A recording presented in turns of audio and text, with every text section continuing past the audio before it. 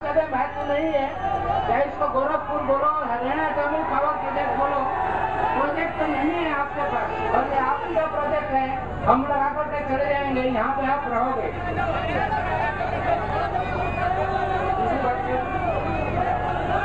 जहाँ तक इसका पूरा पर्यावरण पे क्या असर पड़ेगा, वो हमारी फुल प्रेजेंटेशन है, आप उसको देखिए।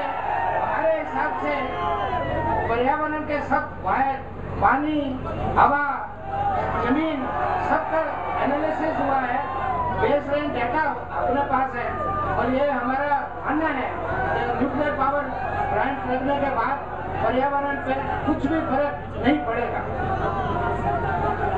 ये NPCI की नेशनल कमिटमेंट है that we will maintain the environment present management plan so that there is no pollution or environment pollution to the road. It is not necessary. ये आप जो है, मेरा आपसे अनुरोध है कि आप प्रेजेंटेशन सुनिए। ये 1:1 क्वेश्चन आंसर का मौका नहीं है, सबके जो प्रश्न है वो आंसर दिए जाएंगे। आप शांति से सुनिए, पहले प्रेजेंटेशन देखिए, फिर उसके बाद जवाब दीजिए।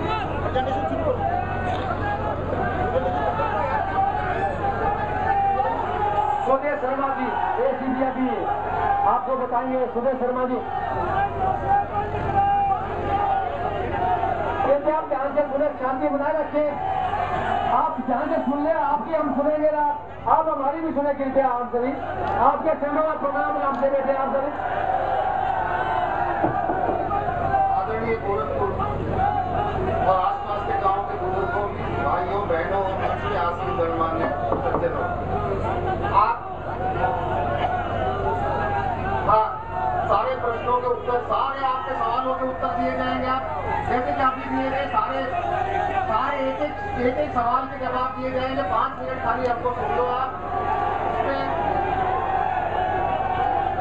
हमारी सिर्फ ये गुजारिश है कि जिस तरह के सीमित साथ अनाज के दिन हम हरियाणा में है, कोयला, प्राकृतिक गैस, पानी के बाद इस सीमितता को देखते हुए इस परियोजना का प्रस्ताव आज का नहीं है, ये बहुत पुराना प्रस्ताव है, ये बहुत ही पुराना प्रस्ताव है। 893 मेगावाट की अत्यधिक कमी हुई थी, 893 मेगावाट। इसको पावर कट करने के कृषि को पावर सप्लाई में करीब 6.5 घंटे की बिजली मिल पा रही थी। हम सिर्फ ये हरियाणा को अधिक बिजली चाहिए, इस बारे में दो राय नहीं है, बिजली को चाहिए। मांग लगातार बढ़ती जा रही है, हर साल मतलब 15% की मांग। जरा सुन लो, आपसे सिर्फ हाथ जोड़ के निवेदन है, सुन लो एक बार, ऐसी कोई बात हम नहीं करते। कोयला, गैस, अन्य ईंधन की कमी तो है, इस बात में दो राय नहीं है। आज 20 रिएक्टर जो है परमाणु के पहले हिंदुस्तान में चल रहे हैं, इसमें से 1% जो है हरियाणा की बिजली परमाणु से आ रही है। 1% बिजली आज भी हरियाणा में आ रही है।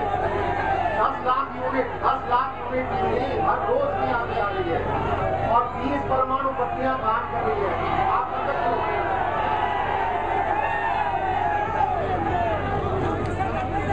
इस परियोजना में 2 चरणों में 1400 मेगावाट की स्वच्छ बिजली मिलने का प्रस्ताव है।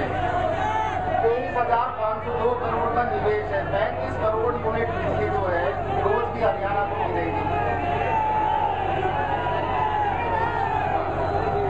23,502 करोड़ का निवेश है, जिससे कि रोजगार के अवसर यहाँ पे पैदा होंगे, आधारभूत सुविधाओं में सुधार होगा। और ये जो साइट का जो सिलेक्शन है, जो इसका जो स्थल है, वो गोरखपुर, ये कोई NPCI ने नहीं किया है, ये तो आज से बहुत पहले से जो है तकनीकी रूप से हर तरह से मतलब उपयुक्त पाया गया है गवर्नमेंट ऑफ इंडिया की साइट सिलेक्शन कमेटी द्वारा। अब बहुत समय से हरियाणा में न्यूक्लियर बिजली घर की स्थापना के बाद बिजली आज की नहीं है। 1961-62 में मूल्यांकन किया गया था, 1961-62 में, और गोरखपुर जो है 1984 में किया गया इसका मूल्यांकन, और इसको सही पाया गया था। अब हमने आपको एक बात बताई कि 20 भट्टियां पहले काम कर रही है। 30 रिएक्टर, इसमें एक प्रतिशत आज हरियाणा में बिजली जो है 6 रिएक्टरों में से आ रही है।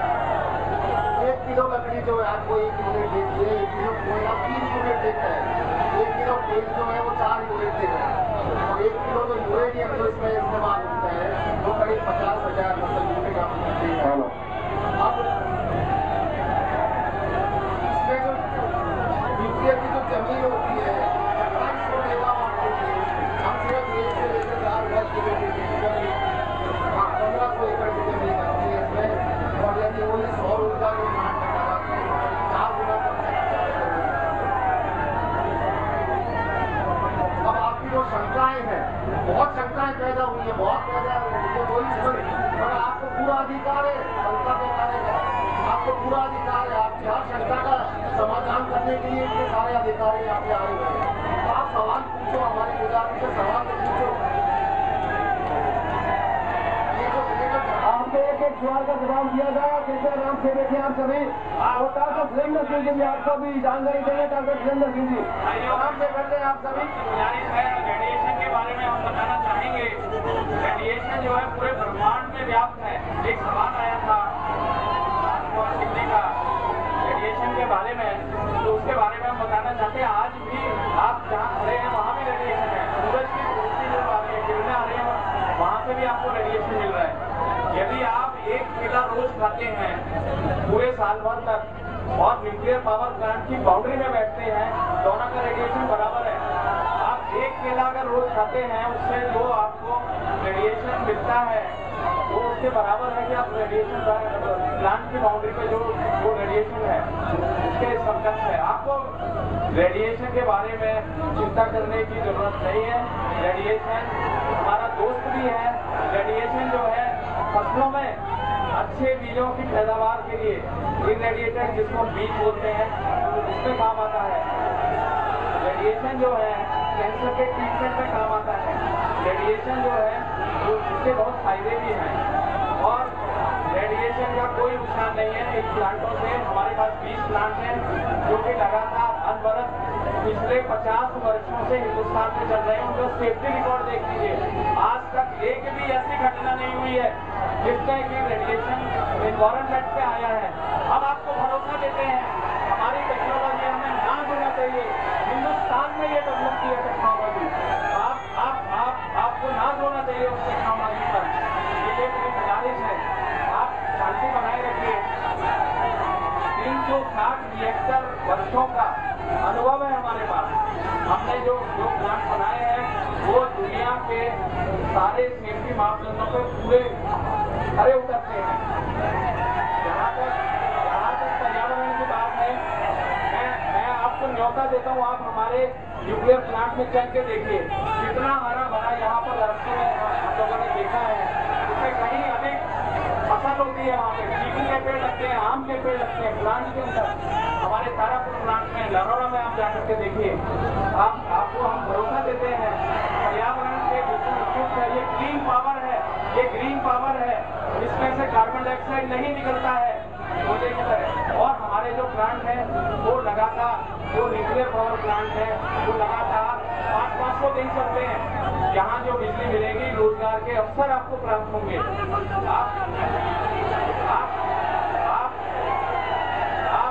आप जो है इस चीज को सोचिए।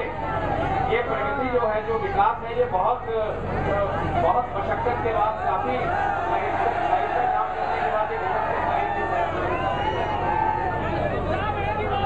भाई और बहनों, हमारा काम केवल बिजली उत्पादन ही नहीं है, समाज कल्याण और देश का जो गांव के लोग हैं उनकी उन्नति, उनका विकास, ये भी हमारा लक्ष्य है। आप कहीं भी हमारे गांव की ताकत देख लीजिए, जितने भी प्लांट हैं उसके आसपास के क्षेत्रों में जाकर के देखिए, कितने सारे गांव में बड़े सारे विकास के कार्य चल रहे हैं। सबसे बड़ा हम महत्व दे रहे हैं शिक्षा को, और वो स्वास्थ्य को। ये दोनों काम हम पूरी तरीके से कर रहे हैं। जितने भी गांव हैं, उनके गांव के आसपास जितने बच्चे हैं और महिलाएं हैं, उनकी शिक्षा का प्रबंध हम करते हैं। स्कूल के अंदर उनको फ्री एजुकेशन और साथ ही जो स्कूलों में जो साहित्य दिया जाता है, स्कूल बैग, यूनिफॉर्म, स्कॉलरशिप, ये सारा दिया जाता है। साथ ही रोजगार उपलब्ध होने के लिए उनको ट्रेनिंग दी जाती है, प्रशिक्षण दिया जाता है। हमारे ITI और हमारे डिप्लोमा कॉलेजेस में उनको उचित प्रशिक्षण दिया जाता है, वो भी बिना मूल्य के, बिना किसी पैसा दिए। तो ये आप निश्चित समझे कि इसमें सबकी उन्नति है, सबका विकास है। इसके बाद में जो स्वास्थ्य के क्षेत्र में अगर देखेंगे तो कई सारे पब्लिक कम्युनिटी सेंटर हम चला रहे हैं, जिसमें गांव के अंदर भी मोबाइल मेडिकल वैन, एम्बुलेंस चलाई जाती है।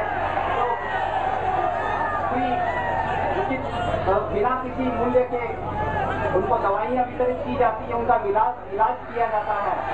ये सारे कार्य हम कर रहे हैं। इसी तरीके से आधारभूत जो सुविधाएं हैं, उसमें हम कई सारे रोड बनाते हैं, जो गांव के अंदर जाना आना मुश्किल हो जाता है, ये रोड बनाए जाते हैं। कई सारे और काम करते हैं, जिसमें पेयजल की व्यवस्था, ड्रिंकिंग वाटर जिसमें बोलते हैं हम सब, शुद्ध जल की व्यवस्था की जाती है। ये सारे कार्य होते हैं। कम्युनिटी हॉल बनाए जाते हैं, ये सारे काम होते हैं। स्ट्रीट लाइट्स और न जाने कितने बोरवेल, पानी का जो खेती के लिए, आपको इरिगेशन के लिए, सिंचाई के लिए जो आपको जरूरत पड़ती है, बोरवेल, ये सारे काम किए जाते हैं। ये सामाजिक जिम्मेदारी है हमारी, जो केंद्र सरकार ने हमें दी है। हमारा जो प्रॉफिट होता है NPCI का, उसमें से हम 2%, 3%, 4% तक पैसा निकालते हैं और हमारे प्लांट के आसपास के गाँव में हम उसको लगाते हैं। ये आप कभी भी चल करके, कहीं भी चल करके देख लीजिए। ये सारे काम आप जानिए कि आपके भविष्य के लिए, आपकी जो आने वाली पीढ़ी है, उनके लिए बहुत ही अच्छा एक अवसर है, जिसको आप समझेंगे और हमें सेवा करने का अवसर देंगे।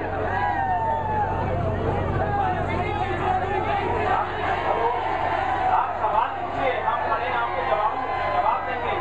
आप सवाल पूछिए, शांति बनाए रखिए।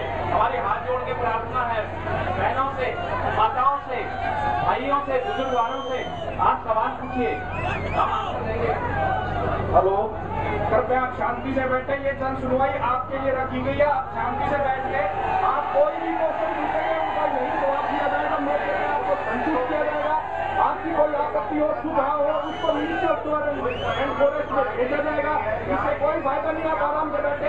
इधर पब्लिक लाइट करके आप लोगों को बुलाया गया, सुझाव सदस्यों के लिए रखी गई है। आप अपना क्वेश्चन पूछे, अभी आपको जवाब देंगे, संतुष्ट देंगे। आप लिखित में दे सकते हैं अपना क्वेश्चन, वैसे नहीं पूछना था, मौखिक रूप से नहीं पूछना चाह रहे हैं, मौखिक रूप से लिखित में तो आपका जवाब दिया जाएगा, आपको संतुष्ट किया जाएगा। आपके क्वेश्चन को MOU में भेजा जाएगा। आप वहाँ से आप अपना क्वेश्चन तो पहले आप शांति से बैठिए, चेक करके अपना क्वेश्चन आपको जवाब देगा, आपको संतुष्ट करेगा। फिर भी आप संतुष्ट हुए तो दोबारा पूछिए, फिर आपको